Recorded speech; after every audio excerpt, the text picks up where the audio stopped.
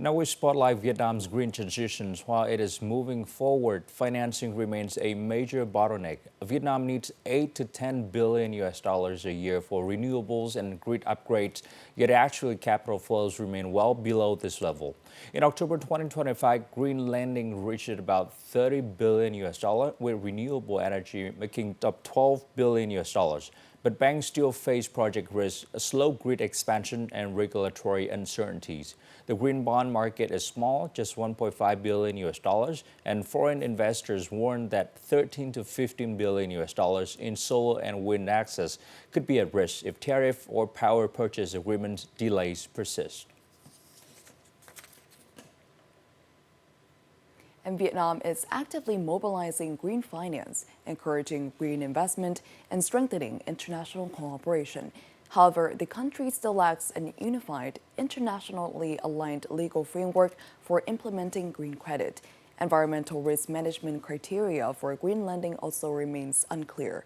As a result, credit institutions face significant challenges in developing internal processes, preferential policies, and suitable financial products for businesses. Green transition requires substantial capital, meaning businesses must diversify their financing sources through international cooperation. Yet current regulations governing access to green finance are not fully aligned with international standards, creating major obstacles for companies. So we have a fairly sophisticated understanding of what green financing is, of what sustainability issues are for not only Vietnam, but for our company as well. But it's such a variation. We deal with the International Finance Corporation, for example, as our major external shareholder. And they have some very strict conditions. The absence of clear regulations for energy business activities is also creating barriers that make investors hesitant to commit financing. It doesn't mention the participation of international players and doesn't give clarity on site exclusivity for offshore wind. And we really hope that can happen in the discussion in the National Assembly. These considerations can be taken into account. In October 2025, the State Securities Commission launched its Green Bond Disclosure Handbook aimed at improving ESG transparency. Furthermore, Vietnam's carbon market is taking shape as the government approved the sale of 1 million forest carbon credits to the World Bank in August 2025, worth around 5 million US dollars. The National Emissions Trading Scheme, launched this year, allows businesses in energy-intensive sectors to trade allowances and cover up to 30% of their obligations with carbon credits. These moves signal progress, but not yet enough to close the funding gap. Tenors of the bond is not long enough. For example, the average bond tenors in Vietnam is about 3 years, while the project's duration should be about 5 to 10 years. We need longer tenors, more stable interest rates, and of course, because of that, we also need more stakeholders. We're looking at multi-billion-dollar financings when it comes to the large-scale offshore wind projects. And that means that we're going to have a structure which enables for international banks to find the risk exposure within the context of Vietnam projects to be acceptable. Vietnam's green transition is accelerating, but the financing gap remains wide. So the key question now is, when will Vietnam's supply of green finance finally match the scale of its transition needs? And to explore this, our reporters spoke with Mr. Giando Azapia, a chairman of the Sustainable Finance Sector Committee under EuroCham Vietnam. Thank you very much for joining us. How do you assess Vietnam's readiness to absorb large-scale green financing compared to other emerging economies?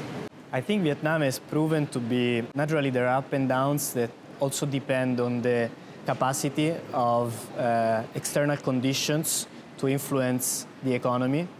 But if we look at what has happened in the past 5 years, renewable energy, #1 in Southeast Asia. Green bonds allocation, the Hoa Binh Xuan Mai has set the global standard for blue bonds for water utilities. We see a big push on decarbonization of manufacturing and supply chain for obvious reasons linked to the economy. The potential is there. I believe that Vietnam has proven a good place for receiving both domestic and foreign investments. So what regulatory or market risks continue to hinder the stronger international capital flows into Vietnam's green transition? There is a lot of work that needs to be done in homogenizing, making homogeneous the legal framework and making sure that there are no silos between different ministries or agencies, or even between the central and the local authorities. And it's not an easy job, especially if we consider the pace at which the change is coming about in terms of standards. Flexibility is required for both lenders and borrowers in order to feel safe. So how can Vietnam narrow the supply and demand gap for green capital within the next few years? And what must be prioritized first? Carbon pricing is really an important base to start from, both for trade and tax. This is because it strengthens the fiscal capability of the government to reallocate the budget on other incentives for renewables, for efficiency, for transport electrification. This follows, by the way, the international law principle of the polluter pays, and this is not only for carbon, but is also in waste. And there is huge demand of investment in infrastructure, waste, energy, water, that we can account for. So I believe credit guarantees are in place.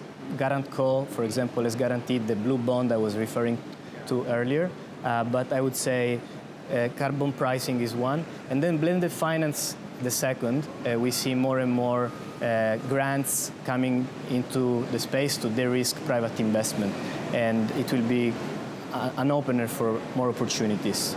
So once again, thank you very much for joining us. Thank you. The recent floods and landslides in central Vietnam have been a stark reminder of the risk the country is facing as the climate becomes more unpredictable.